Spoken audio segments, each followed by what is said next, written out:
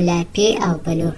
یو وخت په یوه ښکلې درې کې یوه غوا وه، نوم یې ګلابي و. هغې د یوه ښه ملګرې وزه درلوده، نوم یې بلو و. دواړه به هره ورځ یو ځای ګرځېدل، لوبې به یې کولې او د سیند پر غاړه به یې خبرې کولې. خو خلکو ویل په تیاره شپه کې ځنګل ته مه ځئ، څوک چې ځي بیرته نه راځي.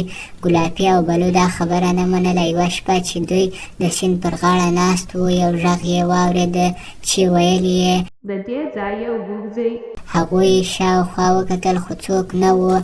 بل سبا یې د ځمکې پر خاوره ستر قدمونه ولیدل چې د ځنګل لور ته تللي وو. بلو وویل راځه معلومه یې کړو. هغوی لاړل، خو هلته یې یو زوړ کور ومونده. دننه یې خپل نومونه ولیدل. ناڅاپه دروازه بنده شوه او یوه ګیدړه راغله. ګیدړې وویل زه د دې ځنګل باداره یم، هر کال یو څو حیوانات وژنم. بلو زر وویل. ګلابي منډه کړه.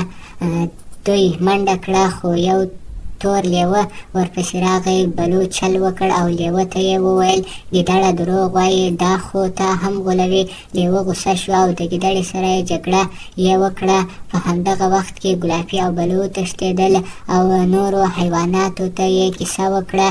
ټول یو ځای شول او د ګیدړې او لیوه پر ضد یې جګړه وکړه. بالاخره یې ځنګل آزاد کړ.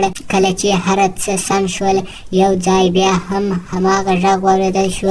احتیاط وکړئ. او ګلابي او بلو یو بل ته وکتل. هغوی پوه شول چې د ځنګل اسرار لا هم نه دی ختم شوی.